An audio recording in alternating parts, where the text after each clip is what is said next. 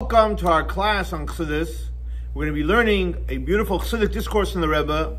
The name of the Chassidic discourse is called Yehuda Ata. The Rebbe said this Chassidic discourse on Shabbos Parshas Viחי.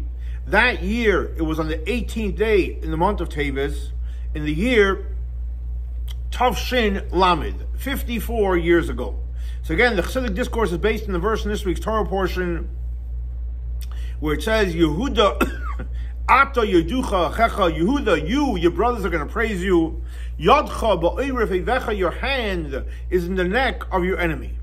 So Rebbe said it's known, the point that's brought out here, why it says, Yehuda, Ata. In other words, Yehuda, which is the name, Ata, you. In other words, it doesn't say this by any other tribes. And especially when it says, Yoducha, Achicha, your brothers are going to acknowledge you. So we're talking about Yehuda. So if that's the case, the question is, why does it say Ata? Seemingly it's an extra word. That's question number one. And then we continue on the verse. It says, Yodcha ba'oiref Vecha, your hand will be in the neck of your enemy.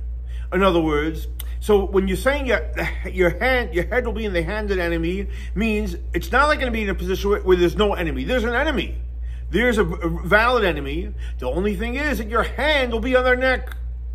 Not like it says in the Torah that I will give that I'm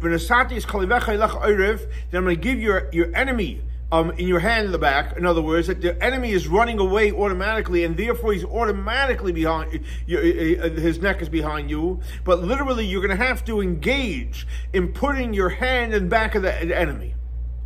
Okay. Also, when it says in reference to Yehuda Ata Yoducha Achicha, so the Alter Rebbe explains. And matter of fact, on Chaf Daled Teves, the 24th day of Teves, is the anniversary of the passing of the Alter Rebbe. So he says in his classical works in the Parsha, Torah, that who is it referring to? It's referring to specifically the brothers of Reuven, Shimon, and Levi. You know, Yehuda's older brothers. Why? Because the brothers that were born after Yehuda, it's not a revolutionary idea. And especially that they're going to acknowledge and respect him. Especially, like we know the opinion that says, based on the verse that says, Chabad es achicha ve'esimecha, so you have to honor your father and your mother. So it says S is to include, besides the fact you have to have honor and respect for your father and mother, it includes your older brother. And there's an opinion that says not only on your older brother, the oldest, so to speak, but it refers to anyone that's older than you. So if that's the case, when it says that your brothers are going to acknowledge you, anyone that's younger, they have to do that because it's part of the mitzvah of kibbut avayim. So when it says they're going to acknowledge you, who is it referring to? It's referring to Reuven, Shimon, and Levi that were born before him that are older than him. And Rebbe said you can say, this is what the Alter was saying, that it's specifically referring to Reuven, Shimon, and Levi. Because the fact is, we know that Yehuda was the king over all the tribes. But so what does it mean they're going to acknowledge him? You know, Yehuda comes to the word of acknowledgement, haidaya, which means acceptance. Bittul, in Hebrew it's called. In other words, and that applies specifically to Reuven, Shimon, and Levi. However, all the other brothers, they intellectually knew that they have to acknowledge him. He was the king. He was the older brother. So when it says Yehuda, Ata Yoducha Achicha, it's referring to specifically what? Reuven, Shimon, and Levi. Now, in reference to this, the idea of Yehuda Ata, the word Ata, we asked before, like what is Ata doing here? So the Zohar says as follows, that there are 3 times that the term Ata is used. And it's explained that one of these 3 times, so these 3 times are connected to the 3 sfirot of Malchus, the last sfira, the lowest sfira, Chesed, and Chachma. So when it says Ata, it's associated 3 times with these 3 sfirot. Where do we see that? Because in reference to Chachma, it says, Ki Ata Avinu, because you are Avinu. Avinu is Chachma. So again, we see that Ata is connected to the sfira of Chachma. In reference to the sfira of Chesed, so it says, Ata koyen la'olam. You are a priest forever. So there's and koyen, which is connected to Chesed. So you see it has the idea of Ata there. And Sfiras HaMalchus is also called Ata. Like it says over here, Yehuda, which we know is connected to Sfiras HaMalchus. So it says Yehuda Ata. And so, again, Yehuda's connected to sphere of Malchus, which is the last sphere, and like it says, when after he was born, she stopped giving birth, because, again, we're dealing with the sphere of Malchus. Again, so what does the Zohar say? That Ata is said 3 times, associated with the sphere of Malchus, Yehuda, associated with the sphere of Chesed in reference to the Kohen, and associated with the sphere of Chachma when it says father. Now, what does it mean, Ata? Ata means revealing. In other words, and that's why Malchus is called Ata. What is the idea of Malchus? Malchus reveals to the next world, and the same thing also, the sphere of Chesed is to reveal kindness, and Chachma is to reveal the intellectual ideas. And like it's explained in the Siddur, in the Chassidic discourses in reference to Baruch Shamar, so it explains the difference between Ata and Hu. And those who, when it says who, it's concealment. You don't know who it is. But when it says Ata, it's referring to someone specific. So Ata is what? The idea of revelation. And that's why Malchus is called Ata. Well, because what is the idea of Malchus? Malchus is all about drawing down, revealing into the next world. So let's say starting with Malchus of Atzilus, you're revealing into the world of Bria, Malchus of Bria into Yetzirah, and Malchus from Yetzirah into the world of Asiyah. And the same thing also, like it says, Misham Yipared. From there it goes out, and matter of fact, the revelation of all the spheres takes place through the sphere of Malchus. So Malchus is connected to what the idea of Yehuda's Malchus, Ata's revelation, and Malchus is all about revelation. And the same thing applies with all the other attributes. In other words, what's the idea of Malchus? Revealing to someone else. And the same thing also, all the revelation of all the other attributes is the component of Malchus which is in them. So what the Rebbe is saying is like this. We know every single sphera, besides the fact that it being its primary sphera, it's interconnected with all the spheres. So what is the component, the ingredient of every sphere that causes it to reveal? That's the component of Malchus. Now, Malchus is also called the Jewish people.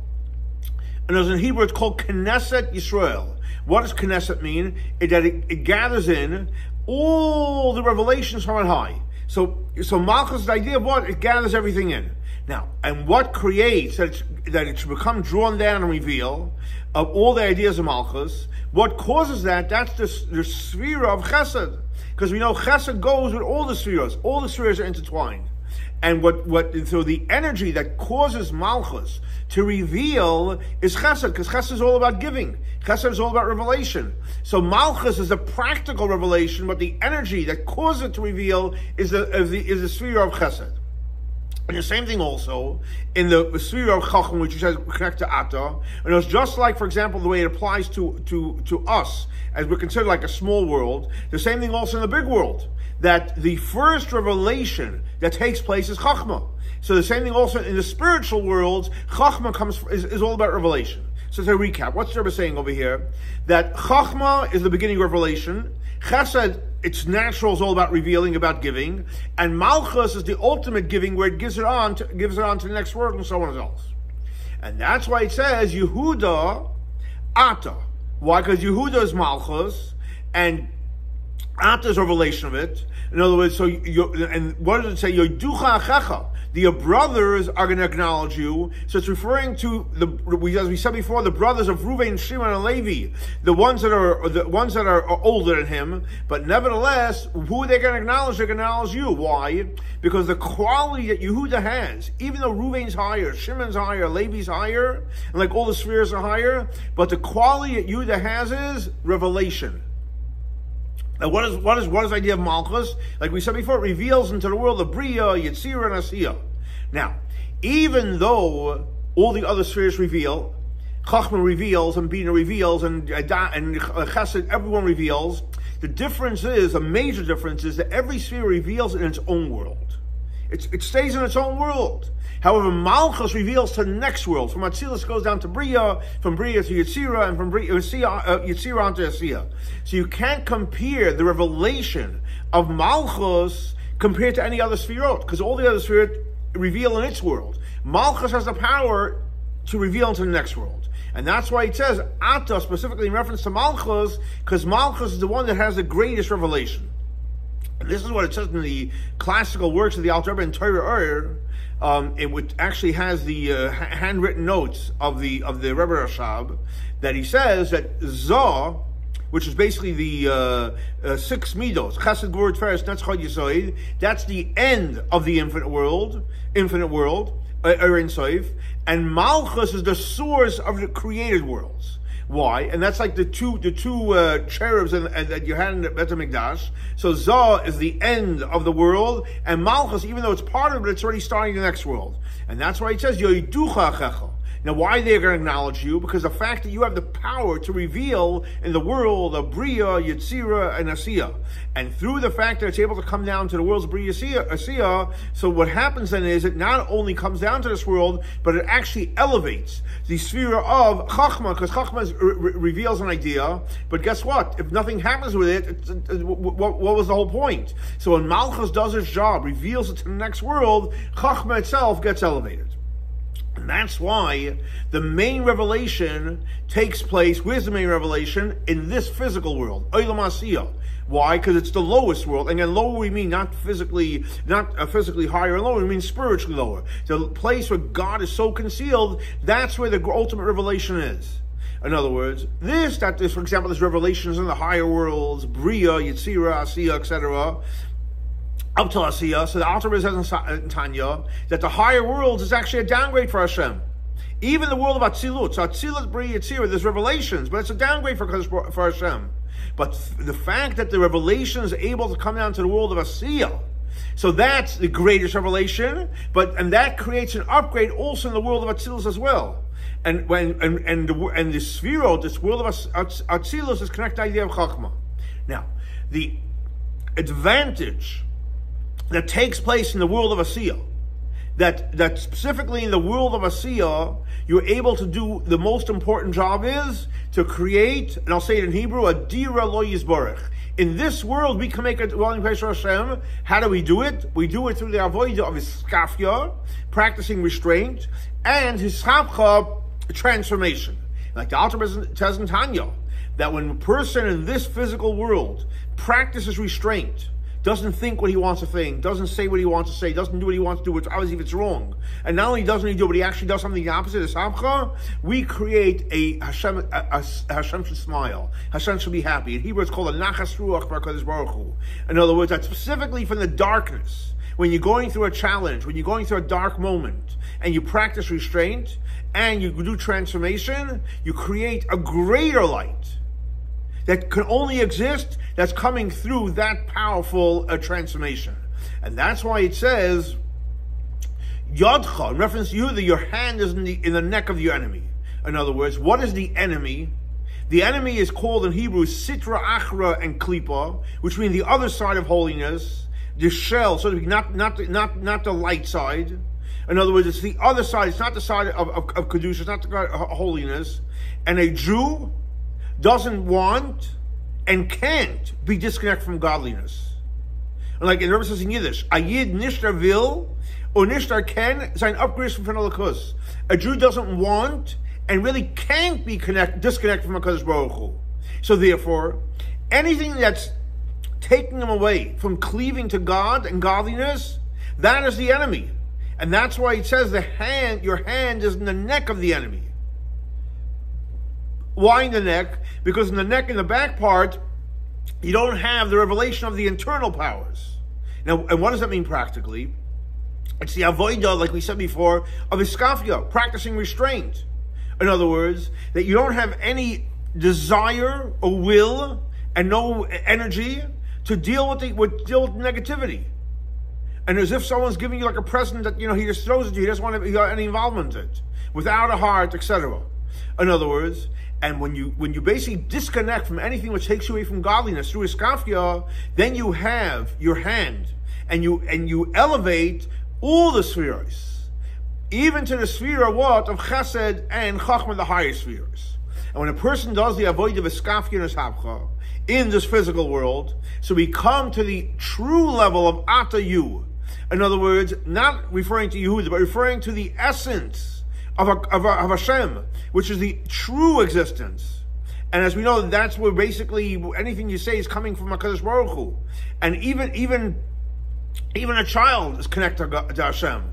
And it's not on a level of a revealed level, Because in revealed levels, there was concealment, there was a tzimtzum, and it's only a ray of Hashem.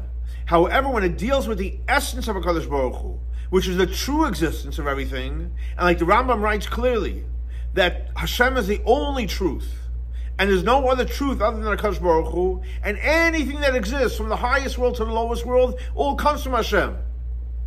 In other words, so in anything that exists other than the essence of Hashem, you can't say Ata, it's you, Hashem. It's because there's a level of concealment, and it's only a ray. But only when you see the true existence of HaKadosh Baruch Hu, then you can say the level of Ata. So when someone says Ata, you're referring to the essence of HaKadosh Baruch Hu. How do you come to the level where you're just looking for the essence of Hashem? That comes when the avoid of Yehuda Ata, which is basically the idea of Spheres of Malchus. In the lowest sphere, you're able to connect to the highest part of HaKadosh Baruch Hu. And when you do that, you reach to the true level of Ata, which gets revealed initially in the sphere of Chachma. Like the Alter Rebbe says clearly in Tanya, in the 35th chapter, in the footnote there, that when he heard from his teacher, that he himself, HaKadosh Baruch Hu, and nothing else, that is the level of Chachma. And when we do our avodah of practicing restraint and practicing transformation in this physical world, when we get to Ata, we reach the place that Mashiach is going to come. And what's going to happen when Mashiach comes, the strangers are going to come, strangers are going to take care of all our needs. And when is that going to happen? It's going to happen B'bias Mashiach Tzidkenu, when the coming of Mashiach, the righteous Mashiach, and like the Rebbe finishes off and says, B'karev Mamash, it should happen very, very soon, very, very quickly. So here we have another powerful Chassidic discourse, more of a shorter discourse, but a practical discourse, that we have the power to create a deep connection with HaKadosh Baruch Hu by literally accepting and practicing iskafka and ishapcha in this world. We actually have the power to reach the Ata and the essence of HaKadosh Baruch Hu. And like the Rebbe finishes off and says, when we reach the essence of HaKadosh Baruch Hu, we'll have the coming of Mashiach, and let's hope and pray it happens. And next week's class will be in Yerushalayim, Ir HaKodesh. Have a great and blessed week. Shavua Tov.